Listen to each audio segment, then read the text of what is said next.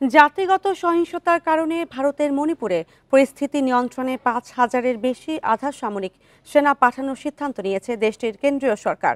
সোমবার কেন্দ্রীয় স্বরাষ্ট্র মন্ত্রণালয় উচ্চ পর্যায়ের এক বৈঠকে এ সিদ্ধান্ত নেয়। এই ৫,০০০ আধা সামরিক সেনার মধ্যে ২,০০০ ভারতের সেন্ট্রাল আর্মড পুলিশ ফোর্সের সদস্য, আর বাকিরা সীমান্তরক্ষী বাহিনীর বর্ডার সিকিউরিটি ফোর্সের সদস্য।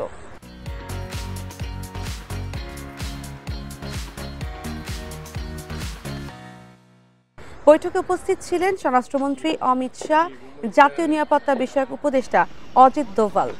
গত শনিবার জিরিবাম এলাকায় ৩ নারী ও ৩ শিশু নিহতের ঘটনায় ফের সহিংসতা ছড়িয়ে পড়ে মণিপুরে। নিহত ৬ জন কুকি সম্প্রদায়ের ছিলেন। এরপর গত ২ দিনে রাজ্য জুড়ে মেইতিদের ওপর হামলা শুরু করেছে কুকি জাতিগোষ্ঠীর সশস্ত্র যোদ্ধারা। পুলিশ এবং আধা সামরিক বাহিনীর সদস্যদের গুলিতে এরই মধ্যে কুকি সম্প্রদায়ের ১০ জন নিহত হয়েছেন।